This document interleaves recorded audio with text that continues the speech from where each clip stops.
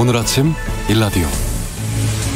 더위가 시작될 때부터 아름답게 피기 시작하는 꽃, 바로 장미죠. 지금도 화훼 농가에선 장미 재배가 한창일 텐데요. 초록색이어야 할 잎이 황색이나 갈색 혹은 검게 변하진 않았는지 세심하게 살펴보셔야겠습니다. 장미 세균성 시드름병이라는 게 있습니다. 말 그대로 멀쩡하던 장미가 시들면서 말라 죽는 건데요. 5년 전 충남 태안에서 처음 발생했고, 작년에는 충남, 충북, 경북, 경기 등 전국 16개 농가에서 피해를 입었습니다. 올해도 다소 걱정스러운 상황인데요. 이미 올 봄에 경기도 일대 농가에서 발생이 확인됐고, 날이 점점 더워지면서 확산 가능성도 있어 보입니다. 불행하게도 아직까지 약이 없습니다. 예방이 그래서 최선인데요. 작업 도구나 뿌리 상처를 통해서 전파될 수 있다고 하니까 작업 전후에 도구 철저히 소독하는 일이 꼭 필요하겠고요. 농가의 외부인 출입을 막는 것도 필요하겠습니다. 적극적인 예방으로 애써 꽃 피운 장미가 힘없이 시들어버리는 것을 막을 수 있었으면 하는 바람입니다. 어느새 6월의 마지막 날입니다. 6월 30일 수요일 오늘 아침 일라디오 출발합니다. 저는 아나운서 김재홍입니다.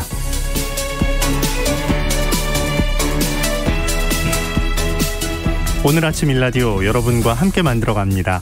단문은 50원, 장문 100원 드는 유료 문자 샵 9730 이용하실 수 있고요. 유튜브에 KBS 일라디오 공식 채널 검색하고 들어오시면 채팅창에 참여하실 수도 있습니다. 오늘도 퀴즈로 시작합니다. 새농퀴. 들려드리는 힌트 잘 들어보시고요. 답을 아시는 분들은 단문 50원, 장문 100원 드는 유료 문자 샵 9730으로 보내주시기 바랍니다. 정답 맞춰주신 분들 가운데 추첨을 통해서 20분께 농촌진흥청에서 제공하는 웰빙 혼합 잡곡 세트, 경기 농촌 융복합 산업 인증 제품인 사과즙 세트, 모바일 커피 교환권 등 다양한 선물 드리겠습니다. 자, 이번 주 새농퀴 세 번째 힌트 지금 나갑니다.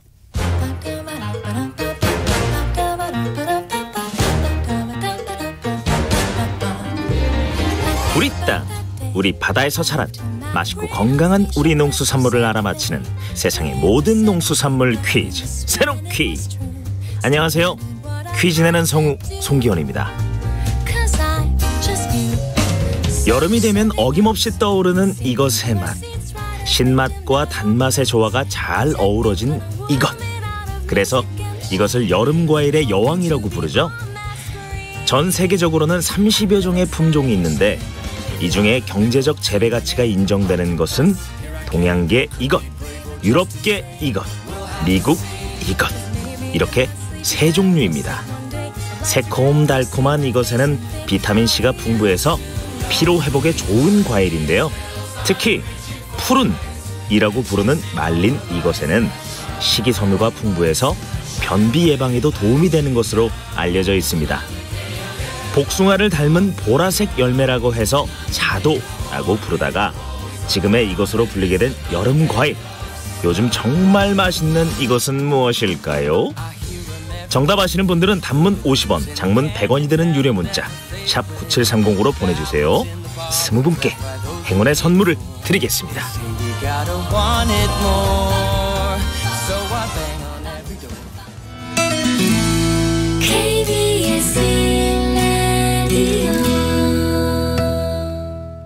새농퀴 정답은 단문 50원, 장문 100원의 유료 문자 샵 9730으로 보내주시면 됩니다.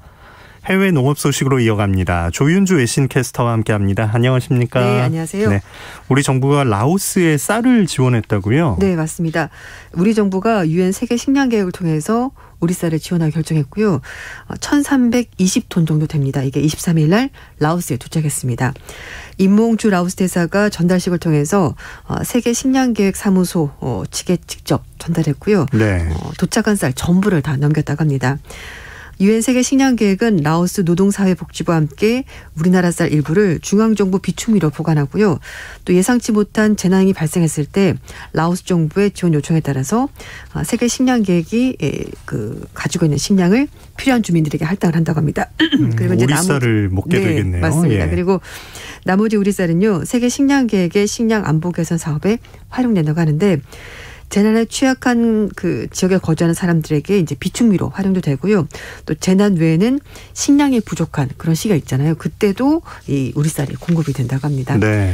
우리 정부가 지난 2018년에도 홍수로 피해를 본 라오스 국민들 위해서 쌀을 지원한 적이 있었습니다.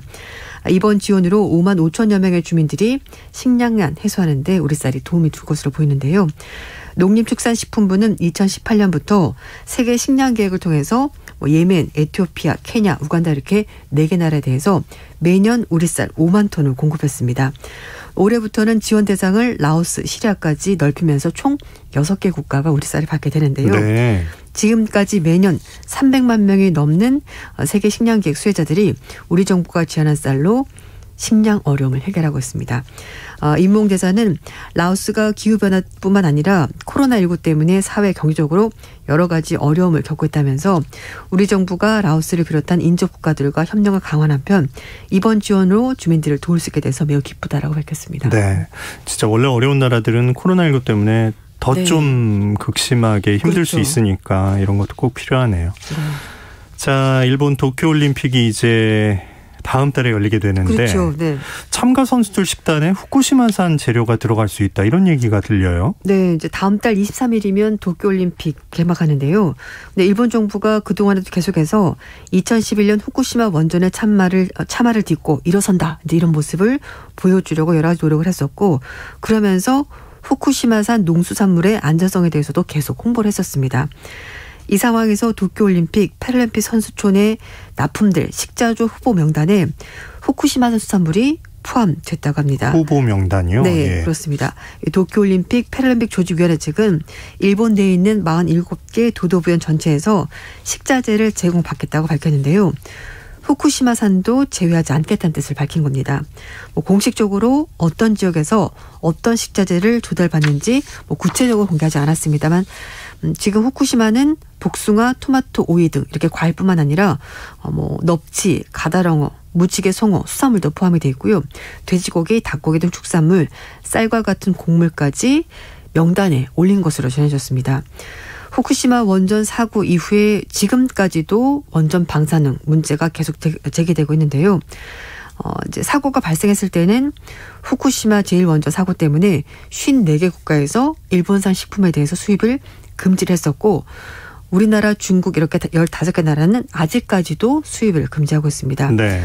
하지만 후쿠시마 원전 발생 10년째 되는 해를 맞이해서 일본이 또 도쿄올림픽을 하고 이 올림픽을 계획해서 좀 일본을 부흥시켜보겠다라고 말했거든요. 그래서 이런 부분을 감안해서 후쿠시마산 식재료까지 포함을 시킨 것으로 보이는데 동일본 대지진 복구를 전담하고 있는 일본 부흥청의 부흥대신은 후쿠시마산 농수산물에 대해서 출하 전 철저하게 검사를 해서 결과를 공표하고 그리고 혹시라도 만에 하나 방사성 물질이 기준치를 초과할 경우 시장에 절대 유통하지 않겠다라고 약속을 했고요. 또 최근에 방사성 기준치를 초과한 식품이 거의 없었다 이렇게 설명을 했습니다. 그러면 포함될 가능성이 꽤 있다는 것처럼 들리는데. 그렇죠. 제외하지 않았으니까 들어갈 가능성이 있는 거죠. 이게 상황이 묘해지는 게 나라를 대표해서 이제 올림픽에 출전하는 건데. 그렇죠. 우리나라는 원래 금지국인데 네. 올림픽에 출전하러 가서 거기서 후쿠시마산 네. 그 재료가 포함된 식단을 먹는다? 먹어야 된다. 이거 좀 이상한데요? 네, 그렇죠. 이제 우리가 보통 어디 마트나 그런 데 가더라도 원산지가 어딘지 다 표기되어 있기 때문에 소비자가 원하는 걸 선택적으로 할 수가 있는데 이렇게 되면은 내가 원치 않아도 먹어야 되는 상황이 발생하거든요. 그래서 지난 3월 달에 시민 방사능 감시센터와 환경운동연합이 안전을 외면한 채 후쿠시마 부흥 선전전에 올림픽을 이용하려는 일본 정부에 대해서 심각하게 우려를 표명한다면서 기자회견까지 열었습니다. 감시센터와 환경운동이 당시 2020년 일본산 농산물 방사능 오염 실태 분석 보고서를 발표했는데요. 수산물은 약 9%, 농산물은 17% 가까이, 그리고 야생육은 42% 가까이, 가공품은 5.1% 정도 방사성 물질인 세슘이 검출이 됐었습니다. 이 단체에서는 방사능 오염 지역에서 경기를 개최하고 후쿠시마산 식자재를 선수단에 공급하려는 것은 올림픽 참가 선수의 안전을 전혀 고려하지 않은 처사라고 비판했습니다. 이렇게 되면은 멋진 승부를 기대하는 것이 아니라 선수들의 안전 그리고 방사선 피폭을 걱정할 지경이 아니냐라면서 정부의 처사를 굉장히 강력하게 비판했습니다. 국제환경단체 그린피스는 원전 사고가 발생한 후쿠시마 내 제염구역이 대부분 방사선 세슘으로 오염돼 있다라는 주장까지 하고 있는데요. 그린피스 측에서는 대대적인 제염 작업에도 불구하고 정부 자체적인 데이터를 보더라도 제염 특별구역 중에서 작업이 완료된 면적은 15%에 불과하다고 설명했는데요. 왜냐하면은 후쿠시마 현의 상당 부분이 제염이 불가능한 산림지대이기 때문에 이게 안 된다라고 설명을 한 겁니다. 네. 이게 좀 비슷한 얘기일 수도 있는데 네. 중국의 한 음료 회사는 후쿠시마 복숭아 맛이다 이런 식으로 탄산음료를 광고했다고요? 네, 그렇습니다. 일본 후쿠시마산 복숭아를 첨가했다는 탄산음료 광고가 나오면서 소비자들이 크게 반발하고 있습니다. 중국판 트위터, 웨이보 등 중국 인터넷에서 농부산 취한의 이 복숭아 맛 탄산수 제품을 둘러싸고 논란이 뜨겁게 번지고 있는데요. 농부산 취한은 중국 최대 생수회사라고 합니다. 창업자인 중산산 회장이 850억 달러의 개인 자산을 가지고 있는 중국 1위 그리고 세계 7위 부자라고 하는데요. 누리꾼들이 올린 사진을 보면 농부산 취한은 최근에 일부 슈퍼마켓에서 과일맛 탄산수 제품 판촉 회사를 벌였는데 현장에서 후쿠시마산 복숭아란 문구가 크게 적혀있는 홍보물이 있었다는 겁니다. 농부산 취한은 일부 온라인 광고에서도 해당 탄산 제품에 대해서 후쿠시마 복숭아 맛이다 이렇게 홍보를 했습니다. 일부러 그랬을까요? 좀 궁금해지는데 네. 중국도 수입 금지하고 있잖아요. 그런데 네. 왜 이런 문구를 썼을까요? 그러니까요. 그래서 말씀하신 것처럼 후쿠시마산 농산물 수입이 금지가 돼 있는데 후쿠시마산 복숭아를 쓴다. 이거 뭐 어떻게 된 거냐 의문이 제기되고 있는데요. 일부 소비자가 인터넷을 통해서 문의를 하자 농부산 취한 측에서는 해당 제품의 원료는 후쿠시마산이 아니라 단지 제작법을 통해서 후쿠시마산 복숭아 맛을 복원해낸 것이다. 이렇게 해명을 했습니다. 네.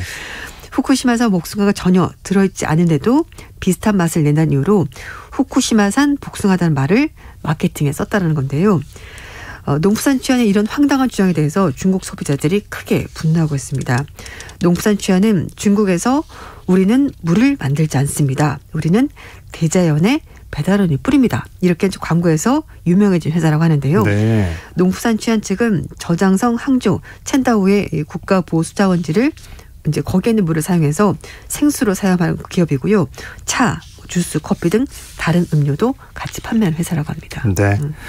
이 좀 실추된 이미지 회복하는데 시간이 좀 걸릴 것 같은데요. 네, 좀 마케팅을 생각한 사람이 좀 잘못 생각한 것 싶습니다. 자, 미국에서 한 주에서 식물성 대체 식품을 낙농 제품이라고 표시하는 건 안 된다. 이런 법안이 가결됐다고요? 네, 맞습니다. 위스콘신 주의회가 지난 22일 날 포유동물의 유즙이 아닌 경우에 우유 표기를 금지하고 유제품을 포함하지 않는 제품을 크림, 요거트 또는 치즈로 표기해서 판매하는 것을 금지하는 법안을 만장일치로 통과시켰습니다. 이 법안은 위스콘신주의 농업 경제를 보호하고 올바른 식품 라벨을 통해서 소비자들의 혼란을 막기 위해서 법안이 만들어진 건데요. 유사한 법안 논의 중인 15개 주 가운데 2031년까지 10개 주에서 유사한 법안이 통과될 경우 주간 거래 시에도 이게 발효가 된다고 합니다. 이게 많이 안 들어갔는데 이 낙농 그렇죠. 제품인 것처럼 쓰면 안 된다라는 겁니다. 그런 우려가 있었던 거군요. 예. 식물성 대체 식품 업계는 해당 법안에 대해서 표현의 자유를 침해한다면서 불필요한 법안이다라면서 강력히 반발하고 있는데 주의회에서 식물성 대체육의 육류 용어 사용도 금지됨에 따라서 동물성과 식물성 업계 마찰이 앞으로도 계속될 것으로 보입니다. 진짜 먼 얘기인 줄만 알았는데 이제 진짜 이런 시대가 왔네요. 네. 요새는 패스트푸드점에도 진짜 고기가 들어가지 맞아요. 않은 버거를 파는 걸 보면 그러니까요. 이런 시대가 왔습니다. 네. 자, 중국으로 다시 가보죠. 고령화로 이제 성인용 분유 수요가 늘고 있다고 하는데 네. 유제품 업체들의 시장 진출이 아주 활발하다고 하죠. 네, 그렇습니다. 요즘 우리나라도 단백질, 파우더 이런 제품 광고를 많이 하는데요. 중국의 전국 인구 통계 조사 결과에 따르면 60세 이상 인구가 18.7% 차지하면서 2020년에 비해서 거의 굉장히 빠른 속도로 증가하면서 지금 중국도 고령화가 진행이 되고 있습니다. 네. 그래서 실버 경제가 떠오르고 있고요. 중국 내 많은 유제품 기업들이 중년 또는 노년층을 목표로 한 분유 시장에 진출하고 있다고 합니다. 중국의 소비 수준 향상으로 중노년층 소비자들의 영양에 대한 인식이 높아지면서 분유를 통해서 영양 보충을 하는 방식이 점점 대중화되고 있다고 하는데요. 간편한 거죠. 네, 예. 맞습니다. 관련 데이터를 보면 2019년에 비해서 2020년에 성인 분유 시장 비용 증가율이 98% 거의 이제 2배 증가한 겁니다. 그리고 중노년의 분유 소비 증가율은 142%에 달했다고 하는데요. 하지만 현재 중국에서 판매되고 있는 제품은 동질화 현상이 심하고 주로 칼슘, 비타민, 철분 영양 등 영양 보충 위주 식품이고 중노년층 신체 건강에 대한 전문적인 연구 또 제품이 부족하다는 문제점이 있다고 합니다. 업계 관계자들은 중국의 중노년층 소비자들은 영양에 대해서 큰 관심을 갖고 있지만 현재 성인 분유 시장에 진출한 브랜드의 제품이 전체적으로 기술력이 아직 좀 부족하고 일반 분유와 큰 차이가 없기 때문에 차별화된 제품이 부족한 형상이다라고 밝혔습니다. 한편 우리 기업들의 우수한 기술력을 바탕으로 해서 면역력 강화라든지 심혈관 보호 그리고 장 건강 등 여러 가지 기능성을 부여한 유제품으로 중국 시장에 진출한다면 긍정적인 시장 반응을 이끌어낼 수 있을 것으로 보입니다. 과장 광고를 해서는 안 되겠지만 네. 상당히 매력적인 시장이라는 생각이 드네요. 네, 인구가 워낙 많으니까. 기술력만 좋다면 충분히 승산이 있을 것 같습니다. 네, 해외 농업 소식 조윤주 외신캐스터와 함께했습니다. 고맙습니다. 감사합니다.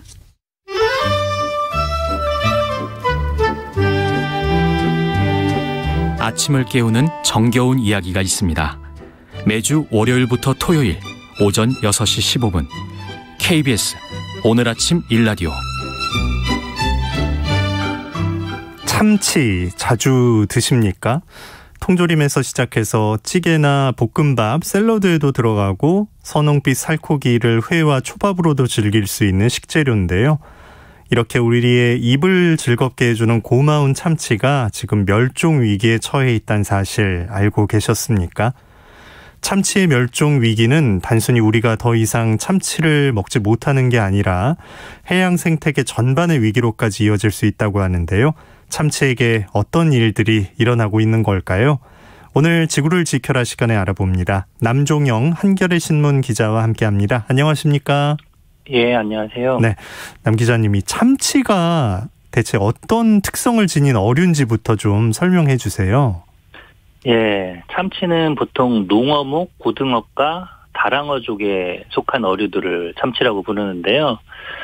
아주 빠른 물고기로 유명하죠. 평균 시속 60km, 순간 최대 시속 160km에 이를 정도로 빠릅니다. 바다의 치타, 라고 부르기도 하는데, 네. 보통 한 10년 넘게 살고요. 이렇게 빠른데 평생 동안 단 1초도 헤엄을 멈추지 않는 것으로도 유명합니다. 심지어 잠을 잘 때도 헤엄을 멈추지 않는다고 하죠. 이야, 이렇게 우리가 참치 캔으로 이제 처음에 접하게 되는데 이렇게 흔하게 먹어왔는데 사실은 이게 위기에 지금 참치들이 처해 있다고 하는데 어떤 이유에서입니까? 네, 원래 한 7종 정도를 참치라고 하는데 이게 대서양 참다랑어, 남방 참다랑어, 태평양 참다랑어 같은 참다랑어 3종이 있는데요. 최고급 횟감으로 치는데 그리고 항다랑어, 날개다랑어가 있고 눈다랑어가 있는데 눈다랑어는 보통 참치초밥으로 쓰고요. 그리고 횟집에서 나오는 참치에도 보통 눈다랑어를 많이 씁니다. 마지막으로 가다랑어가 있는데 이게 참치캔으로 먹는 게 이 가다랑어입니다. 근데 이렇게 멸종에 이른 원인은 기후변화나 환경오염 등 여러 가지 이유가 있지만 아무래도 남획이 가장 큰 원인으로 꼽히고 있습니다. 사람들이 많이 잡아서 무분별하게 네. 잡아서가 문제라는 거군요. 네. 예. 이게 언제부터 그럼 이렇게 좀 개체수가 많이 줄어들었나요?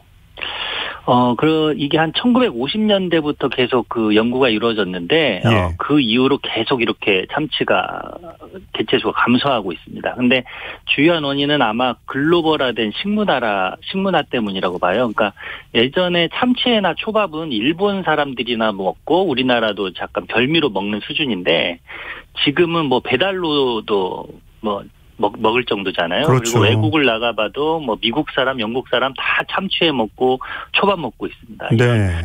식문화가 글로벌화됨에 따라서 이 참치 산업과 상승작용을 일으키면서 어획량이 아주 급증한 것으로 보고 있습니다. 사람들이 먹으니까 이제 많이 잡게 되고 그러면서 이제 위기가 오는 건데 얼마 전에 저희 방송에서 중국 원양어선이 무분별하게 조업을 하니까 그쪽에 사모아섬 어민들이 피해를 본다 이런 얘기도 한 적이 있거든요.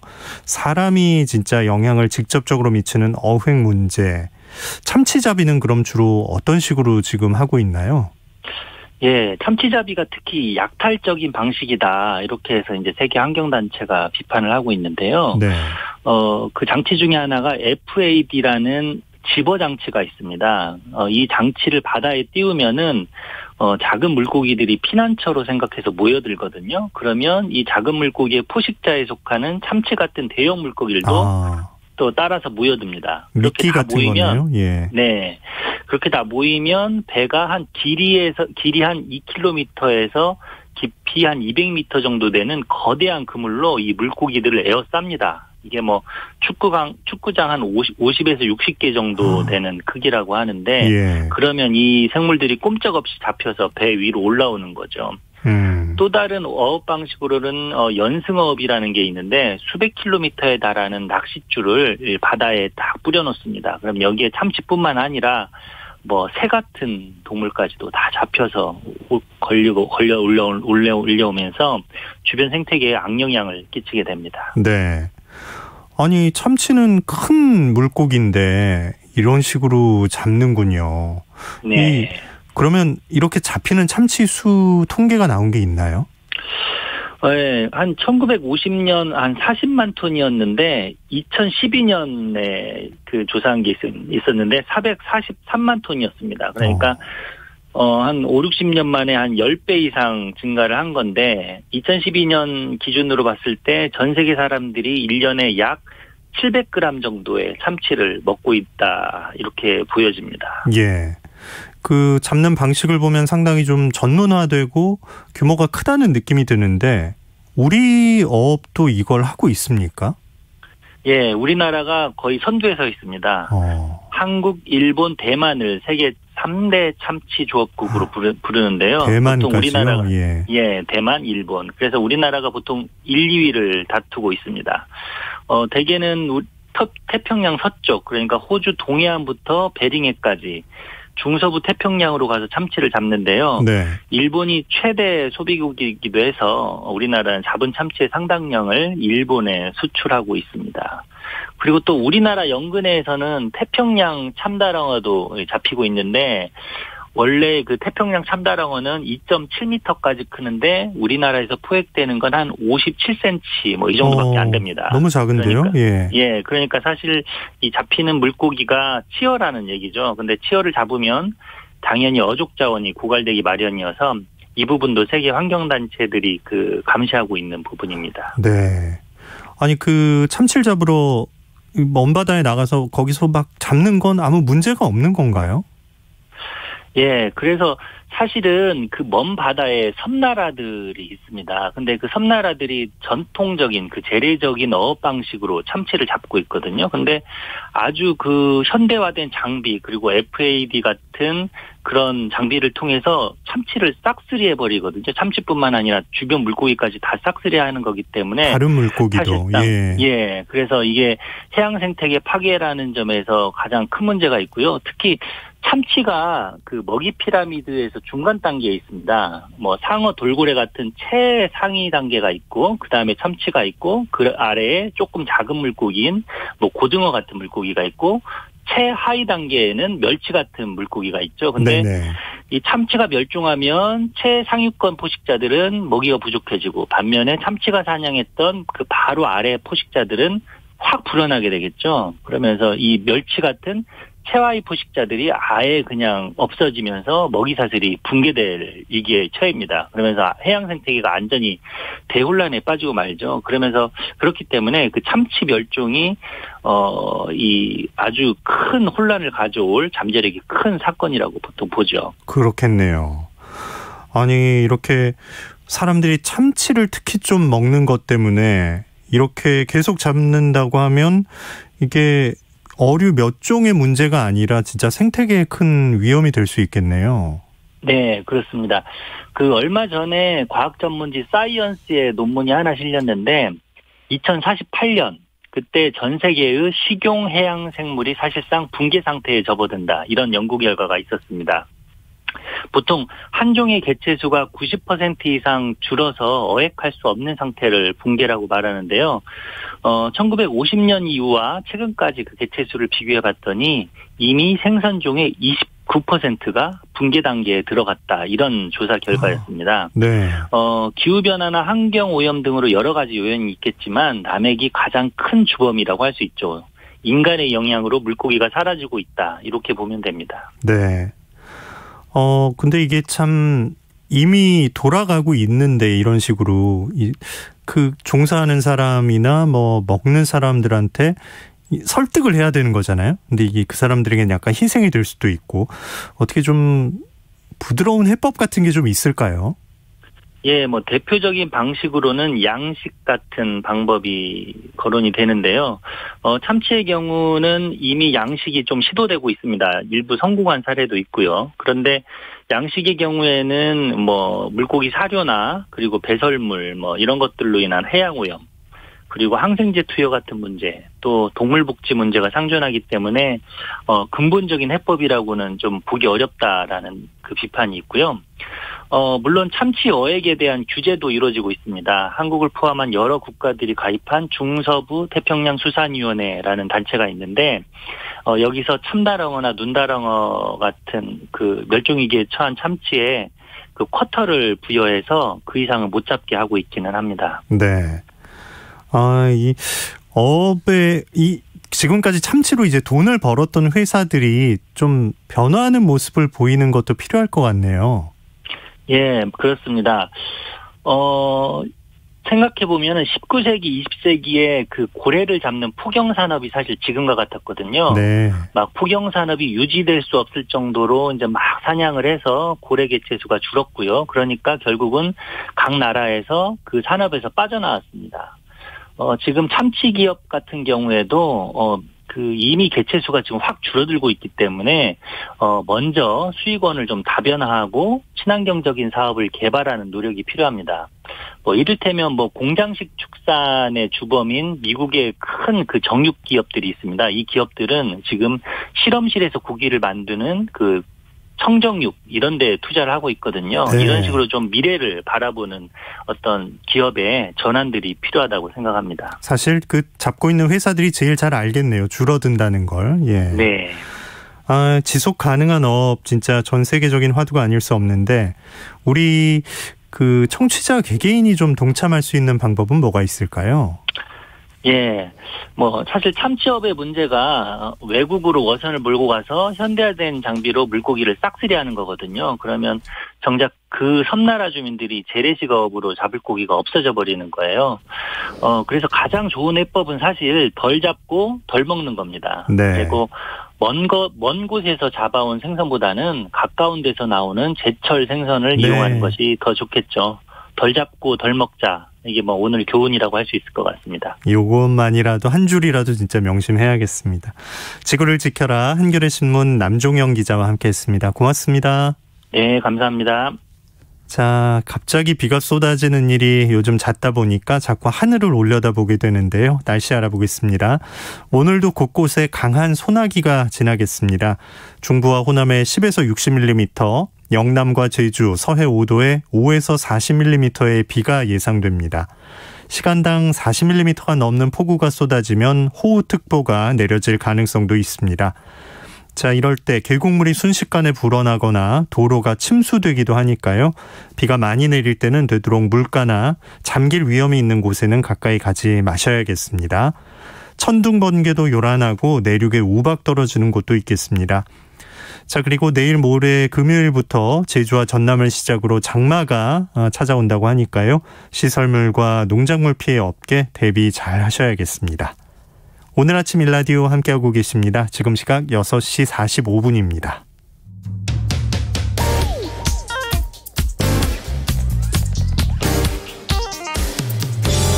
오늘 아침 뉴스 브리핑 정상근 기자와 함께합니다. 안녕하십니까? 안녕하십니까? 네. 코로나19 지금 확산 상황이 좀 심상치가 않은데 오늘 확진자가 예상 그 수가 좀 높다고요? 네, 그렇습니다. 어제 일단 확진자를 보면은 595명이 나왔는데요. 이 화요일 확진자가 통상 주말 검사 건수 감소 영향을 받아왔기 때문에 좀 낮았는데, 그럼에도 불구하고 600명 가깝게 확진자가 나왔고요. 화요일 기준으로 봐도 이 25주 만에 가장 많은 확진자가 나온 상황입니다. 그리고 오늘은 800명대의 확진자가 예상이 되고 있습니다. 만약 800명을 넘어선다면 지난 3차 대유행이 정점을 찍고 내려오던 올해 1월 7일 이후 최다 기록이 됩니다. 특히 수도권 확산세가 심상치 않은데요. 이에 정부는 앞으로 2주간 수도권을 대상으로 방역 특별 점검을 벌일 예정입니다. 특히 내일부터 거리 두기가 완화되면서 다시 영업을 재개하는 유흥업소 등이 집중 점검 대상이 되고요. 최근 원어민 강사발 학원과 확산이 심상치 않기 때문에 이 학원들이 모인 지역에서도 선별 진료소를 운영하기로 했습니다. 정부는 확산세를 잡지 못하면 약속한 대로 마스크 벗기가 어려울 수 있다라고 말하고 있습니다. 정부는 백신 접종 독려 차원에서 백신을 맞은 사람은 다음 달부터 탁 트인 실내에서는 마스크를 안 써도 된다라고 발표한 바 있는데요. 어제 김부겸 국무총리는 상황이 악화되면 언제든지 다시 마스크 착용을 의무화할 수밖에 없다라고 밝혔습니다. 네. 정부 여당이 재난지원금 지급을 위한 추경안을 확정했다고요? 네, 이 정부와 더불어민주당은 소득 하위 80%에게 재난지원금을 지급하기로 하고 33조 원의 이 2차 추가 경정 예산안을 편성하기로 했습니다. 2차 추경은 별도의 국채 발행 없이 이 초과 세수를 활용할 계획이고요. 이 계획대로 추경이 편성된다면 역대 최대 규모가 됩니다. 민주당이 언급한 이 전국민 재난지원금은 후퇴했지만 이 가구당 대신 개인별로 지급하자는 당의 제안은 수용이 됐습니다. 또 기초수급자와 차상위 계층, 한부모 가족 등 저소득층 약 300만 명에 대해서는 추가로 일정 금액을 지급할 방침입니다. 이 소상공인, 자영업자 영업 피해 관련해서 희망 회복 자금을 이 소상공인과 소기업 113만 곳에 지원할 예정이고요. 이 신용카드 사용액에 따라 일정 비율을 포인트로 환급해 주기로도 하고 1조 원 이상의 예산도 반영할 예정입니다. 네. 자, 우리 현대사의 아픈 상처인 여순 사건의 진상규명을 위한 특별법이 제정됐네요. 네, 이른바 여순 사건 특별법이 국회 본회의를 통과했습니다. 이 여순 사건은 1948년 이 국군 14연대가 이 제주 4.3 사건 진압 명령을 거부하면서 일으킨 무장봉기 사건인데요. 당시 정부군이 이를 진압하는 과정에서 이 수많은 민간인들이 희생된 바 있습니다. 특별법은 여순 사건이 발생한 지 73년, 이 법안이 처음 추진된 지 20년 만에 제정이 됐는데요. 이 여순 사건의 진상을 규명하기 위해 이 국무총리를 위원장으로 한 진상규명 및 희생자 명예회복위원회를 설치하고 또 진상조사 보고서를 낸다는 내용이 담겨 있습니다. 또 여순 사건으로 후유장애가 남은 피해자나 이 수영자 등 희생자들에게 의료 생활지원금을 지급하고 또 묘역 조성 등 각종 위령 사업을 할 수 있는 근거도 포함이 되어 있습니다. 네. 어제 윤석열 전 검찰총장이 사실상 대선 출마를 선언했어요. 네, 윤석열 전 검찰총장은 어제 오후 이 서초구 매헌 윤봉길 기념관에서 기자회견을 열고 이 정권 교체를 이루겠다는 절실함으로 나섰다며 사실상 대선권 도전을 선언했습니다. 특히 공정을 주요 키워드로 제시했는데요. 윤석열 전 총장은 상식을 무기로 자유민주주의와 법치, 시대와 세대를 관통하는 공정의 가치를 기필코 다시 세우겠다라고 했고요. 이 정의가 무엇인지 고민하기 전에 누구나 정의로움을 일상에서 느낄 수 있게 하겠다고 강조했습니다. 또 문재인 정부 비판에도 많은 시간을 할애했는데요. 이들의 집권이 연장된다면 대한민국 앞날이 어떻게 될지 불보듯 뻔하다라거나 이 부패하고 무능한 세력의 집권 연장과 국민 약탈을 막아야 한다라고 주장하기도 했습니다. 그러면서 여기에 동의하는 모든 국민과 세력은 힘을 합쳐야 한다며 이른바 반문연대를 강조하기도 했습니다. 한편 이 기자들과의 질의응답 시간에서 윤석열 전 총장은 국민의힘 입당에 대해서는 즉답을 피했지만 이 정치 철학은 국민의힘과 같다라고 했고요. 이른바 엑스파일은 출처불명의 마타도어라고 규정했습니다. 또한 이 장모 관련 의혹에 대해서 10원 한 장 받지 않았다는 말을 한 적이 없다면서 누구든 법 적용에 예외가 있으면 안 된다라고 주장하기도 했습니다. 네. 경찰이 부장검사 뇌물 사건을 수사 중인데 윤석열 전 총장 측 이전 그 대변인 있죠? 그 사람을 입건했다고요? 네, 현직 부장검사의 금품 수수 의혹을 수사 중인 경찰이 그 윤석열 전 검찰총장의 대변인이었던 이동훈 전 조선일보 논설위원을 입건했습니다. 이 경찰은 부장검사에게 뇌물을 준 김모 씨에 대한 조사를 벌이는 과정에서 김모 씨가 그 이동훈 전 논설위원과 모 종편의 아나운서에게도 금품을 건넨 정황을 포착을 했습니다. 이동훈 전 논설위원은 압수수색 사흘 전인 지난 20일 그 윤석열 전 검찰총장 대변인에서 돌연 사퇴하면서 일신상의 이유로 직을 내려놓는다라고 설명한 바 있습니다. 네. 자, 오거돈 전 부산시장 성추행 혐의에 대해서 유죄를 받고 법정 구속됐네요. 네, 직원 강제추행 혐의 등으로 기소된 오거돈 전 부산시장이 그 1심에서 징역 3년을 선고받고 법정 구속됐습니다. 이 부산지법은 어제 오전 열린 오거돈 전 시장 선고공판에서 이 사건은 피고인이 피해자에 대해 월등히 우월한 지위를 이용한 권력에 의한 성폭력에 해당한다고 판단했습니다. 재판부는 오거돈 전 시장이 경도 침해를 앓고 있다는 주장에 대해서도 범행에 영향을 줄 그 인지 능력 장애가 있다고 볼 수는 없다고 받아들이지 않았습니다. 재판부는 피해자 심정과 우리 사회가 느낀 감정은 처참했다라면서 이 사건은 정치가 들어설 게 없는 사건이라고 말했고요. 이 고통받지 않아야 할 사람이 아직 고통받고 있다면서 조금 더 공감하고 자제해 주길 간곡히 부탁한다고 말했습니다. 네. 자, 어제 국회 본회의에서는 대체 공휴일법이 통과됐죠? 네, 국회는 어제 본회의를 열고 공휴일에 관한 법률 제정안을 의결했습니다. 네, 지금까지는 추석과 설, 어린이날에만 대체 휴일을 적용했지만 앞으로는 모든 공휴일이 주말과 겹쳤을 때 대체 휴일을 부여하게 됩니다. 이 대체 휴일은 공휴일과 겹치는 주말 이후의 첫 번째 평일, 그러니까 월요일이 되고요. 네. 이 법은 오는 18월 15일 광복절부터 적용돼서 16일이 대체 공휴일이 되고요. 이후에 개천절, 한글날, 성탄절 등 올해 4일의 휴가가 더 부여됩니다. 하지만 5인 미만 사업장에는 적용되지 않았는데요. 국민의힘은 360여만 명의 노동자가 제외돼 형평에 맞지 않는다며 법안을 반대했고, 정의당도 5인 미만 사업장에 근로기준법을 적용해야 한다라고 밝혔습니다. 네. 이재용 삼성전자 부회장이 프로포폴 투약 혐의를 받고 있는데 정식 재판을 받게 되는군요. 네, 이 법원이 프로포폴 불법 투약 혐의로 약식 기소된 이재용 삼성전자 부회장 사건을 정식 재판에 넘기기로 했습니다.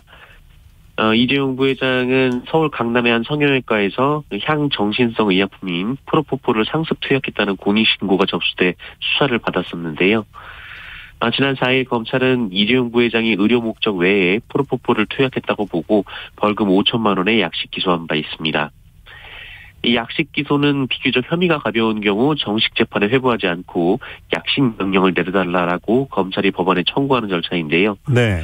하지만 이후 지난 17일 이 검찰은 이재용 부회장의 또 다른 프로포폴 사건이 넘어왔다며 다시 정식 재판을 해달라고 요청했고 재판부도 정식 재판에 붙이기로 했습니다. 한편 이재용 부회장은 국정농단 사건으로 징역 2년 6개월을 선고받고 현재 수감 중인데 이 프로포폴 사건 외에도 삼성 불법 승계 혐의로 1심 재판을 받고 있는 상황입니다. 네. 자, 국토부가 GTX-D 노선을 계획대로 김포에서 부천까지 건설하기로 했어요. 네, 이 경기도 김포와 인천 검단 주민들은 이 GTX-D 노선의 강남 직결을 요구하며 이 삭발까지 불사해 왔는데요.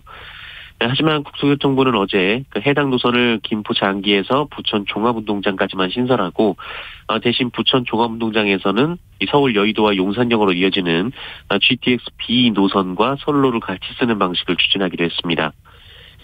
강남과 직결되지는 않지만 열차 탑승 시간이 김포 장기에서 용산역까지 현재보다 20분 정도 단축되고 신논현역까지는 17분 정도 줄어든다라고 강조했는데요. 이와 함께 서울 5호선의 김포 검단 연장도 검토를 해보기로 했습니다. 하지만 김포 검단 지역 주민들은 불확실한 계획일 뿐이라며 계속 강남 연결을 주장을 하고 있습니다. 한편 이번 철도망 계획에는 영호남 지역의 20년 수건 사업으로 광주와 대구를 1시간대로 연결하는 달빛 내륙척도 사업이 막판에 반영되기도 했습니다. 네, 뉴스브리핑 정상근 기자였습니다. 고맙습니다. 고맙습니다.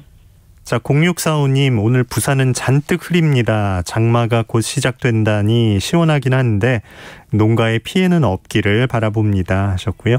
0815님, 6월 마지막 날 아침, 오늘 아침 일라디오와 함께 시작하네요. 좋은 아침입니다 라고 인사해 주셨습니다.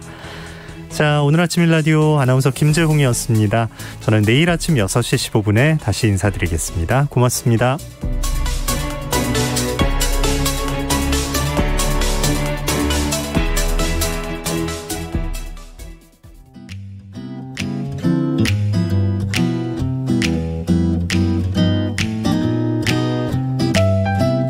안녕하세요. 바른말 고운말입니다. 우리말 속담에 생나무 휘어잡기